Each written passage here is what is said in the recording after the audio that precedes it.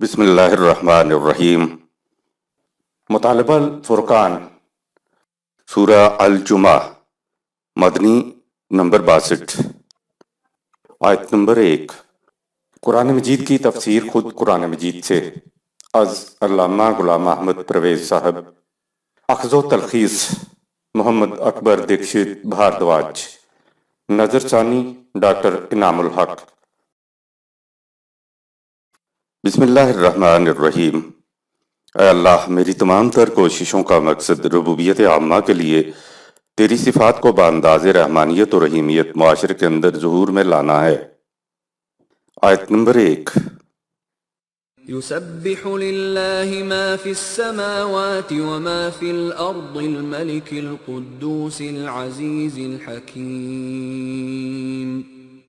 کائنات کی پستیوں اور بلندیوں میں جو کچھ ہے سب اس خدا کے متعین کردہ پروگرام کی تکمیل کے لیے سرگرم عمل ہے، جس کے اقتدار و اختیار کی وسعتیں لا انتہا ہیں، جسے ہر شے پر پورا پورا غلبہ حاصل ہے اور یہ غلبہ یکسر حکمت پر مبنی ہے۔ آیت نمبر 2۔ هو الذي بعث في الأميين رسولا منهم يتلو عليهم آياته ويزكيهم ويعلمهم الكتاب والحكمة وإن كانوا من قبل لفي ضلال مبين۔ خدا وہی ہے جس نے ان لوگوں کی طرف اپنا رسول بھیجا جنہیں اس سے پہلے آسمانی کتاب نہیں ملی تھی۔ یہ رسول ان کے سامنے قوانین خداوندی پیش کرتا ہے، پھر انہیں سمجھاتا ہے کہ ان قوانین کی غرض و غایت کیا ہے۔ اس کے ساتھ ہی وہ انہیں ایسا عملی پروگرام بھی دیتا ہے جس سے ان کی صلاحیتوں کی نشو و نما ہوتی جائے۔ چنانچہ اس رسول کی تبلیغ و تربیت سے وہ قوم زندگی کے صحیح راستے پر آ گئی جو اس سے پہلے کھلی گمراہی میں تھی۔ الکتاب، خدا کے قوانین، حکمت، قانون کی غرض و علت و غایت، مصلحت، وائی آف دی لاز، کہ کیوں ایسا حکم دیا جا رہا ہے، اس کا نتیجہ کیا نکلے گا اور اس کام کو کیسے کیا جائے گا۔ عربی زبان میں ان سب کے لیے ایک جامع لفظ حکمت ہے۔ تزکیہ، عملی نظام جس میں انسان کی طبعی و ذات کی صلاحیتوں کی نشو و نما ہوتی چلی جائے۔ پہلے سے موجود انسانی صلاحیتیں قوانین خداوندی کے مطابق زندگی بسر کرنے سے نشو و نما پاتی ہیں۔ پہلی چیز تو ذہنی یا انٹلیکچول سیٹسفیکشن ہے، جو ذہن کو مطمئن کر دیتی ہے کہ قوانین خداوندی کے مطابق زندگی بسر کرنے میں سراسر خود اس کا اپنا ہی فائدہ ہے۔ دوسری چیز قلب کے اندر تبدیلی آنا ہے۔ قلب کی تبدیلی اسی وقت کہہ سکتے ہیں کہ جب جس بات پر ذہن مطمئن ہوا ہے انسان کے جذبات بھی اس کے مطابق عمل پر آمادہ ہوں۔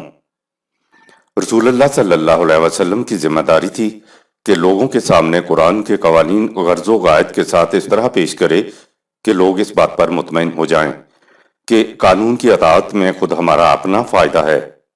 اس کے بعد سیرت و کردار کی تربیت اس قسم کی ہو جائے کہ پھر ان قوانین کا احترام اور اتباع کا جذبہ ان کی قلب کی گہرائیوں سے ابھرے۔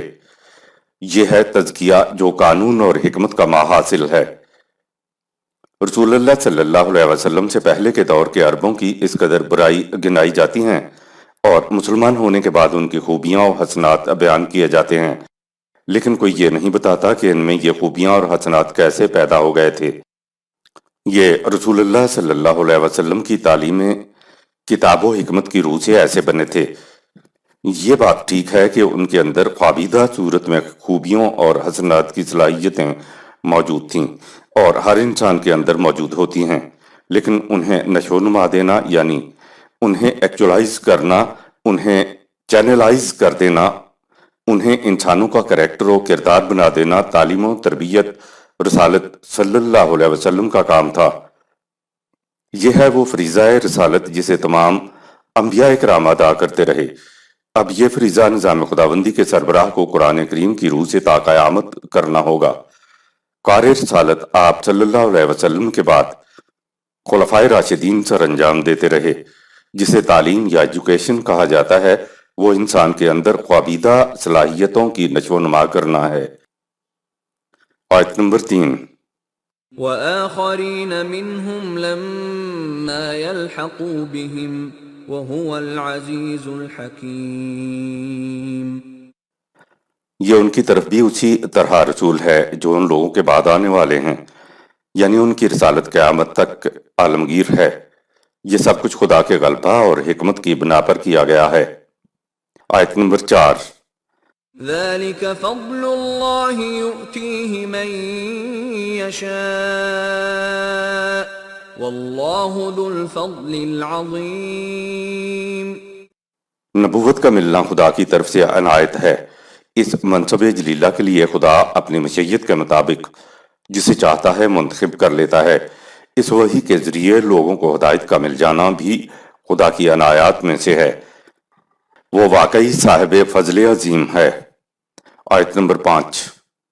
مثل الذين حملوا التوراة ثم لم يحملوها كمثل الحمار يحمل أسفارا بئس مثل القوم الذين كذبوا بآيات الله والله لا يهدي القوم الظالمين۔ جن لوگوں کو تورات دی گئی تھی انہوں نے اس کی تعلیم پر عمل کرنے کی بجائے اس سے لاپرواہی برتی۔ ان کی مثال اس گدھے کی سی ہے جس پر کتاب لاد دی گئی ہو اور وہ محض بوجھ اٹھائے ہوئے ہو۔ کیا ہی بری مثال ہے اس قوم کی جس نے اللہ کے قوانین کے مطابق زندگی بسر کرنے کی بجائے ان کی تکذیب کی۔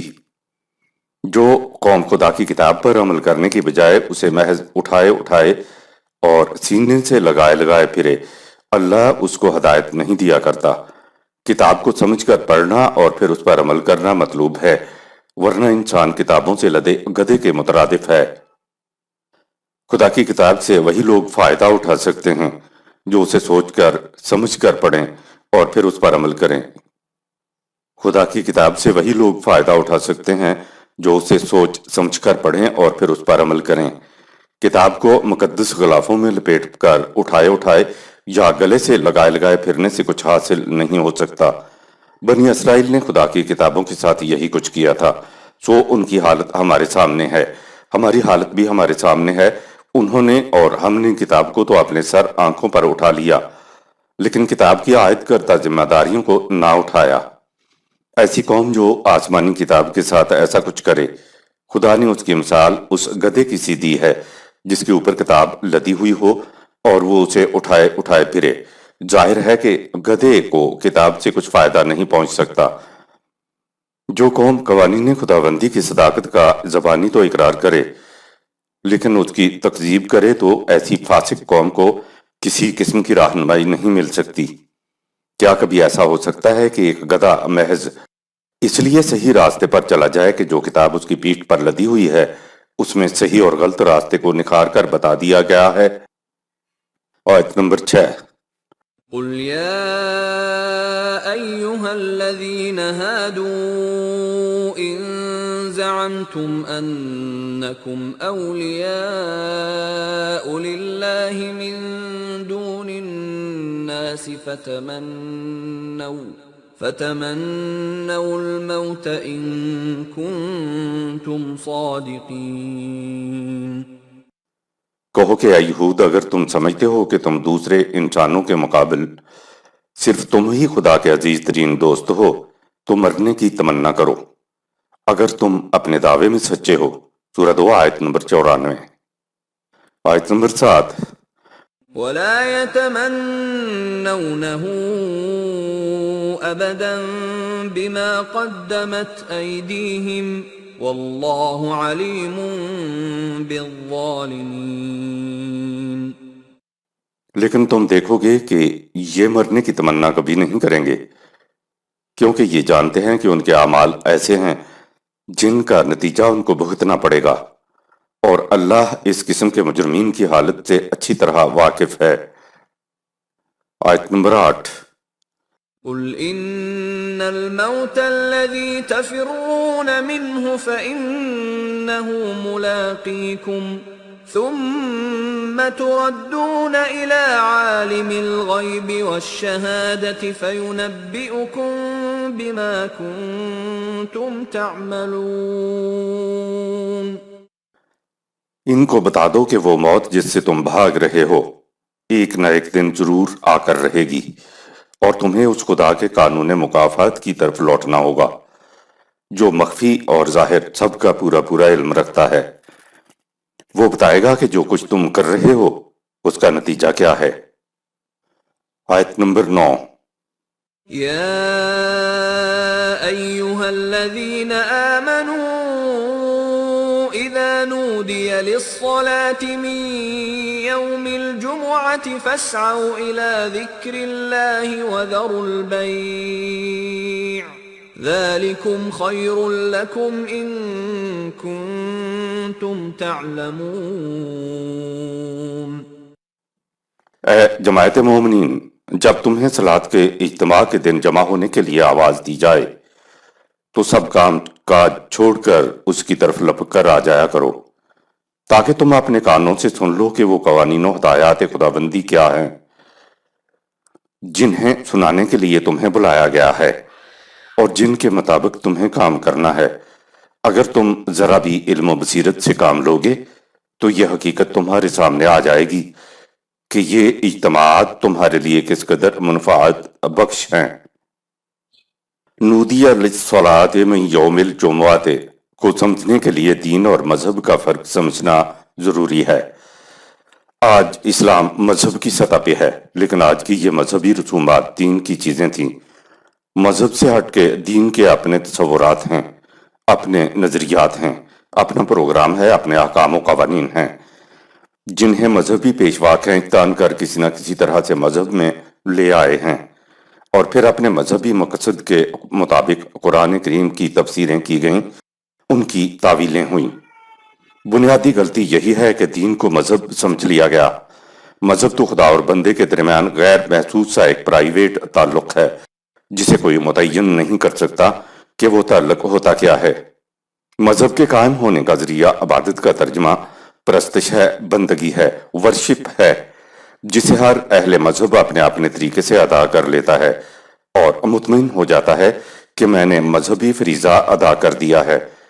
اور پوچھا جائے کہ صاحب پرستش سے ہوتا کیا ہے تو جواب ہوتا ہے کہ اس سے ثواب ملتا ہے۔ پھر کہا جاتا ہے کہ الگ الگ نماز پڑھنے کا ثواب کم ملتا ہے اور جماعت کے ساتھ پڑھنے کا ثواب زیادہ ملتا ہے، اور جمعہ کی نماز کا ثواب سب سے زیادہ ملتا ہے۔ پوچھا جائے کہ بھئی یہ ثواب کیا ہوتا ہے تو نہ کوئی سمجھا سکتا ہے اور نہ بتا سکتا ہے کہ ثواب کیا ہوتا ہے۔ زیادہ سے زیادہ کہا جاتا ہے تو یہی کہ ان کی ادائیگی سے ذہنی اطمینان ملتا ہے۔ یہ اندیکھے ثواب کی بات نہیں ہے۔ دین میں ہر عمل، ہر حکم، ہر قانون، بلکہ وہ سارے کے سارے جنہیں دین کے ارکان کہتے ہیں، نماز، روزہ، حج، زکوٰۃ وغیرہ، نے اپنے نتائج اسی دنیا میں دیے تھے۔ قرآن نے کہا کہ یہ دین وہ ہے جو انسانوں کے ساختہ ہر نظام پر غالب آ کے رہے گا۔ اگر اس دنیا میں مسلمان غالب ہے تو سمجھ لیں کہ آپ دین پر گامزن ہیں، اور اگر نہیں ہو تو پھر سمجھ لیں کہ آپ مذہبی رسومات میں مبتلا ہیں۔ ایک سپاہی چاہے کتنا ہی باصلاحیت ہو، اس کی گلیوں میں لیفٹ رائٹ کرنے سے کوئی نتیجہ نہیں نکلے گا۔ نتیجہ تو تب ہی نکلے گا جب وہ سپاہی فوجی نظام کا ایک جزو بن کر اپنی صلاحیتوں کو فوج کے پروگرام کو بروئے کار لانے میں صرف کرے گا۔ مذہب اگرچہ عربی لفظ ہے، لیکن یہ پورے قرآن میں کہیں استعمال نہیں ہوا۔ قرآن کریم تو دین کی بات کرتا ہے۔ مذہب کے بعد میں آنے والے فقہا نے دین کے لیے ایجاد کیا ہے۔ مذہب کے معنی ہے راستہ، یعنی امام ابو حنیفہ کا راستہ یا امام شافعی کا راستہ وغیرہ۔ مذہب ریلیجن انسانوں کا خود ساختہ راستہ ہے، جبکہ دین ایک سسٹم ہے، ایک آرڈر ہے، خدا کا بتایا ہوا نظام حیات ہے۔ یہ یاد رہے کہ دین اسلام کے جتنے بھی ارکان ہیں یا اس کے احکام ہیں، وہ اجتماعی نظام کے پروگرام کی مختلف کڑیاں ہیں، اجزاء ہیں۔ فوج کا ایک جرنیل اگر اپنے ہیڈ کوارٹر میں بیٹھا ہوا نقشہ بنا رہا ہے یا میدان جنگ میں سپاہیوں کو نقشہ سمجھا رہا ہے، تو وہ بھی فوجی نظام کے ایک جزو کے طور پر اپنے فرائض ادا کر رہا ہوتا ہے۔ نقشے بنانے والے جرنیل کا اور اس سپاہی کا جو میدان میں دشمن کے مقابلے میں کھڑا ہے، ان تمام کا ایک اجتماعی نتیجہ ہوتا ہے جسے فوج کی فتح کہتے ہیں۔ قرآنی قوانین اور اس پر متشکل نظام کا مقصود یہ ہے کہ ایک ایسے معاشرے کا نظام کا، تمدن کا، تہذیب کا قیام ہو سکے جو کسی قوم کو نہیں بلکہ انسانیت کو عدل اور انصاف کی برکات سے متمتع کر سکے۔ یہ ہے اسلام کا نظام عدل اجتماعی۔ لہذا مذہب تو ہر شخص کا ایک انفرادی معاملہ ہے، لیکن دین اسلام کا تعلق انفرادی سے زیادہ اجتماعی معاملہ ہے۔ قرآن میں تمام احکام جمع کے صیغے میں آئے ہیں، اور جتنی چیزیں اجتماعی ہوں گی ان کے لیے ایک وقت بھی متعین ہونا چاہیے تاکہ لوگ ایک جگہ پر جمع ہو سکیں۔ یہاں سے بات سمجھ میں آئی کہ الصلاۃ ایک اجتماعی چیز ہے، یہ ایک مقصد کے لیے اکٹھے ہونے کی بات ہے۔ کہا کہ ان الصلاۃ کانت علی المؤمنین کتابا موقوتا، سورہ 4 آیت 103۔ صلاۃ ایسا فریضہ ہے جو جماعت مومنین ایک متعین وقت پر ادا کرتے ہیں۔ کس مقصد کے لیے جماعت مومنین متعین وقت پر جمع ہوں گے؟ کہا والذین استجابوا لربہم، سورہ 42 آیت نمبر 38۔ وہ لوگ جو خدا کی آواز پر، اس کی دعوت پر لبیک کرتے ہوئے آگے بڑھتے ہیں۔ کیا کرنے کے لیے آگے بڑھتے ہیں؟ کہا وَأَقَامُوا الصَّلَاةَ، سورہ 42 آیت نمبر 38، اور قیام صلاۃ کا فریضہ ادا کرتے ہیں۔ یاد رہے کہ یہاں جمع کا صیغہ ہے، رسول کی آواز پر لبیک کہتے ہیں، پھر اقامت صلاۃ کا فریضہ ادا کرتے ہیں۔ تو یہ جمع ہونا اور الصلاۃ کی ادائیگی کس مقصد کے لیے ہے؟ کہا وَأَمْرُهُمْ شُورَىٰ بَيْنَهُمْ، سورہ 42 آیت نمبر 38، تاکہ ان کے تمام معاملات باہمی مشورے سے طے ہوں۔ سوچئے تو صحیح کہ یہ الصلاۃ کتنا اہم معاملہ ہوگا جس کے لیے آواز دی جا رہی ہے، پکارا جا رہا ہے۔ تو الصلاۃ انفرادی چیز نہیں ہے۔ امرہم شورا بینہم، سورہ 42 آیت نمبر 38، کہہ کر بتا دیا کہ یہ تو اجتماعی چیز ہے۔ پھر یہ بھی معلوم ہو گیا کہ کسی ایک فرد کی حکومت یا اقتدار یا مملکت نہیں ہوگی، وہ ہوگی، پوری امت کا مشورہ حکومت میں شامل ہوگا۔ جب الصلاۃ کا مقصد ہی مشاورت ہے تو پھر انفرادی طور پر تو الصلاۃ نہیں ہو سکتی۔ اسی کے لیے کہا ان الصلاۃ کانت علی المؤمنین کتابا موقوتا، سورہ 4 آیت نمبر 103۔ صلاۃ ایسا فریضہ ہے جسے جماعت مومنین ایک متعینہ وقت پر ادا کرے گی۔ ظاہر ہے کہ وقت کا تعین حکومت کرے گی تاکہ سب ایک وقت پر جمع ہو کر باہمی مشاورت کر سکیں۔ اس کے متعلق تاکید کی کہ مشاورت کو غیر سنجیدگی سے نہ لیا جائے۔ جو وقت مقرر کیا جائے اس پر وہاں حاضر ہو جایا کرو، کیونکہ بڑے اہم معاملات میں مشاورت کرنی ہے۔ اب سمجھ آ گیا کہ یہ کتاباً موقوتا، سورہ 4 آیت نمبر 103 کیا ہے۔ منادی کرنے والا یہ الفاظ کہتا کہ الصلاۃ الجامعہ، الصلاۃ الجامع، آؤ الصلاۃ کے لیے جمع ہو جاؤ، آؤ الصلاۃ کے لیے جمع ہو جاؤ۔ جس طرح ہم جلسہ کی ابتدا رسماً قرآن کریم کی آیات تلاوت کر کے کرتے ہیں، اسی طرح اس زمانے میں 2 رکعت الصلاۃ بھی پڑھ لی جاتی تھی، اور اس کے بعد باقاعدہ مشاورت کا عمل شروع ہوتا تھا۔ منادی کرنے والے کی آواز یہی ہوتی تھی کہ ایک اہم معاملہ درپیش ہے، اس کے لیے اکٹھے ہو جاؤ۔ یہ تھا کتاب موقوت، یعنی وقت کے تعین کے ساتھ اعلان ہوتا تھا۔ ظاہر ہے کہ مشاورت کے لیے بلایا جا رہا ہے تو پھر وقت تو متعین کرنا ہوگا۔ نظام مشاورت کے لیے الصلاۃ کے وقت کا اعلان کرنا تھا، چاہے یہ اعلان دن میں کئی مرتبہ ہو جائے یا کئی دنوں یا ہفتوں کے بعد۔ مذہب آیا تو اس نے 5 وقت نماز کے مقرر کر دیے، لیکن امت کے معاملات کو سلجھانے کے لیے 5 وقتوں میں سے ایک مرتبہ بھی مشاورت نہیں ہوتی۔ یہ وہی اجتماعیت ہے جن کے لیے سورہ الجمعہ ہمارے سامنے آئی ہے۔ مشاورت کے لیے اجتماعات کے بارے میں کہا کہ ان کی اہمیت اتنی ہے کہ جب یوم الجمعہ جمع ہونے کے دن صلاۃ کے لیے آواز دی جائے تو اپنے کاروبار کو چھوڑ دو اور فوراً جمع ہونے کی جگہ پر چلے آؤ۔ عربی میں یوم کا لفظ بڑا وسیع المعانی ہے، یعنی ایک دن، تاریخ کا ایک دور، ایک عہد، پیریڈ، ایک زمانہ یا وقت کا تھوڑا سا لمحہ۔ جب بھی ہم کہتے ہیں کہ اس وقت میں نے یہ سوچا تو یہ وقت ذرا سا لمحہ کے لیے بھی عربی میں یوم لفظ آتا ہے، یعنی کسی مقصد کے لیے متعین وقت۔ نودی للصلاۃ من یوم الجمعہ، سورہ 62 آیت نمبر 9۔ اجتماع کے وقت جب تمہیں بلایا جائے، آواز دی جائے تو کام کاج چھوڑ کے فوراً آ جایا کرو۔ اطاعت کے لیے جھکنا بھی انفرادی نہیں ہے، کہا وارکعوا مع الراکعین، جھکنے والے کے ساتھ جھکا کرو۔ جب بھی نظام خداوندی کی طرف سے جمعہ کی آواز آئے گی تو لبیک کہتے ہوئے فوراً اکٹھا ہونا پڑے گا۔ لیکن مذہب نے قیامت تک کے لیے اوقات مقرر کر دیے ہیں۔ الصلاۃ کے لیے جمع ہونے کی اہمیت تو مشاورت کی وجہ سے ہے، لیکن ہم دیکھتے ہیں کہ مروجہ مذہب کی الصلاۃ سے پہلے یا بعد میں کوئی مشاورت نہیں کی جاتی۔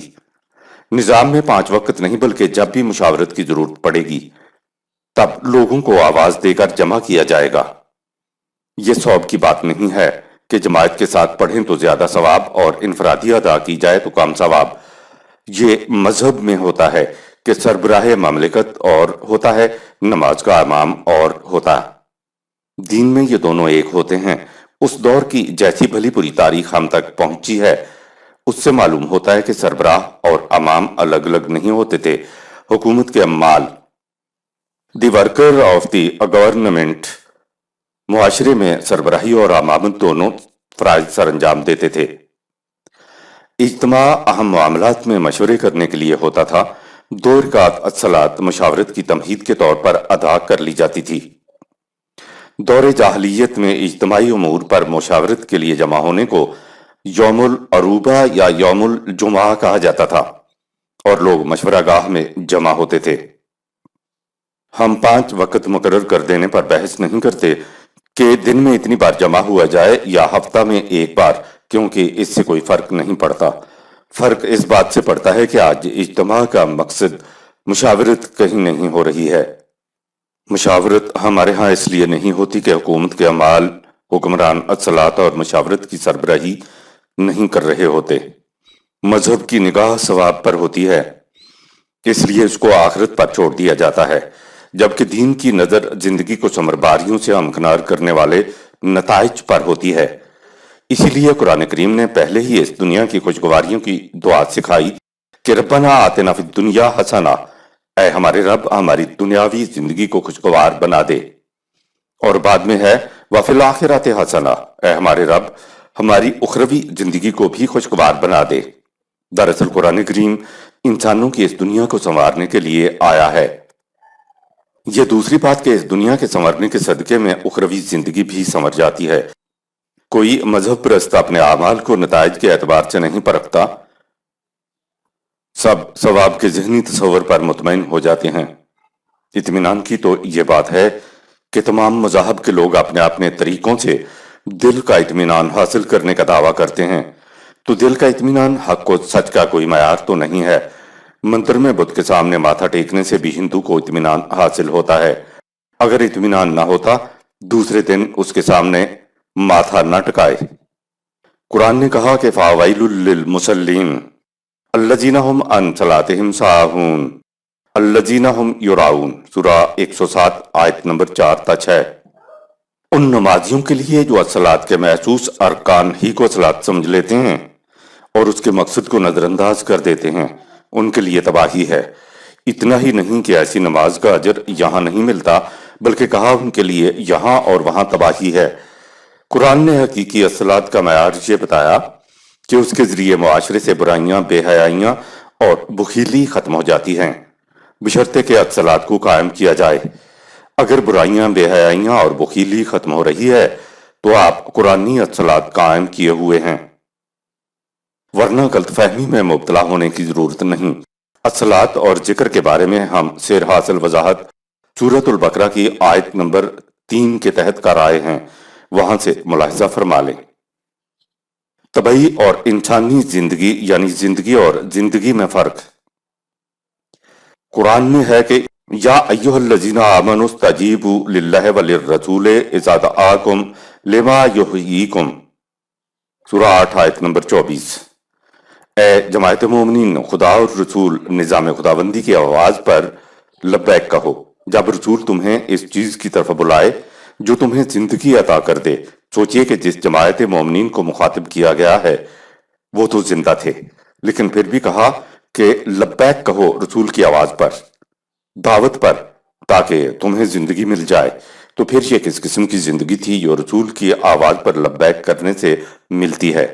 سانس لینے والی زندگی تو طبعی زندگی ہے جس میں انسان، کافر و مومن اور حیوانات دونوں مشترک ہیں۔ تو قرآن کریم سانس لینے والے زندوں کو کہتا ہے کہ آؤ اس نظام کی طرف جو تمہیں زندگی عطا کر دے، کہ آؤ اس نظام کی طرف جو تمہیں زندگی عطا کر دے گا۔ سوال یہ ہے کہ زندوں کو کون سی زندگی عطا کر دے گا؟ طبعی عمر کا حساب تو سال مہینوں سے رکھا جاتا ہے کہ فلاں کی اتنی سال عمر ہو گئی۔ مہینوں سالوں کے حساب سے عمر گننے والوں سے کہا، اذا دعاکم لما یحییکم، سورہ 8 آیت نمبر 24، اے عمروں کے حساب سے اپنی زندگی کو گننے والو، لبیک کہو جب رسول تمہیں اس چیز کی طرف بلائے جو تمہیں زندگی عطا کر دے۔ یاد رہے کہ یہ میدان جنگ میں کہا جا رہا ہے جہاں سامنے موت ہوتی ہے، لیکن قرآن کہہ رہا ہے کہ رسول کی آواز پر، اس کی دعوت پر لبیک کہو تاکہ تمہیں حقیقی زندگی مل جائے۔ تو یہ زندگی اور زندگی میں فرق آپ کے سامنے آ گیا کہ رسول یعنی نظام کا سربراہ اپنی دعوت کی طرف یا نظام کے پروگرام کی طرف بلائے تو لبیک کہنے والوں کو حقیقی زندگی ملتی ہے۔ آیت نمبر 10۔ فَإِذَا قُضِيَتِ الصَّلَاةُ فَانتَشِرُوا فِي الْأَرْضِ وَابْتَغُوا مِن فَضْلِ اللَّهِ وَاذْكُرُوا اللَّهَ كَثِيرًا لَعَلَّكُمْ تُفْلِحُونَ۔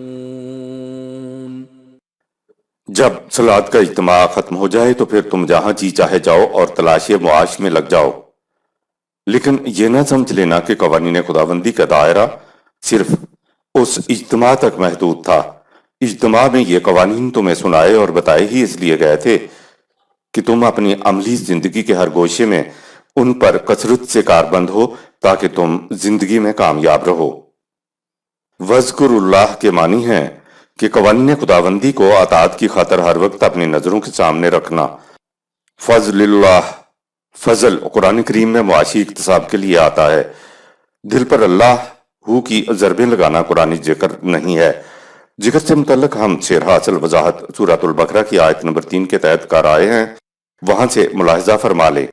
قرآن نے یہاں خود بتا دیا کہ قرآنی ذکر کا نتیجہ لعلکم تفلحون، سورہ 62 آیت نمبر 20، تاکہ تم زندگی کے ہر مرحلے میں کامیاب ہو جاؤ گے۔ قرآن کریم نے یہ نہیں کہا کہ مشاورت کے دن چھٹی کیا کرو، بس مشاورت کے لیے جمع ہونے کے لیے وقفہ کا ذکر کیا ہے۔ آیت نمبر 11۔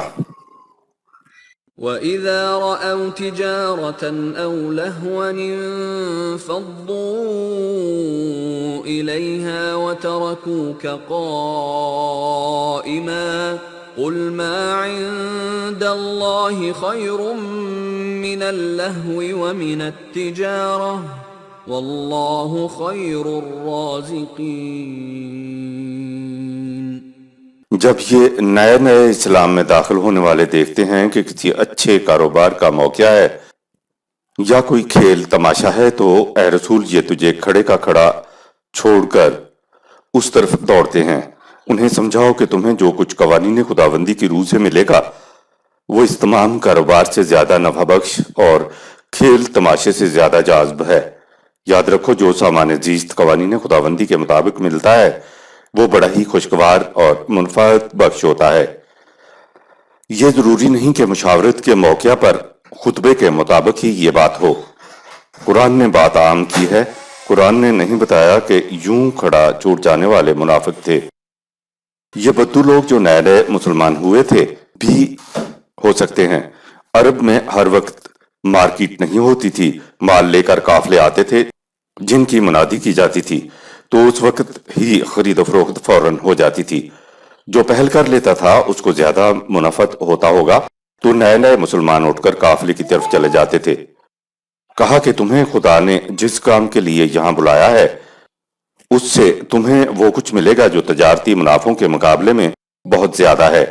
نظام کا سربراہ نظام کے احکام اور ان پر عمل کرنے کے طریقے بیان کر رہا ہوتا تھا جن پر عمل کرنے کا فائدہ ظاہر ہے تجارتی فائدہ سے زیادہ ہے۔ صدق اللہ العظیم۔ یہاں سورہ الجمعہ اختتام پذیر ہوئی۔ شکریہ۔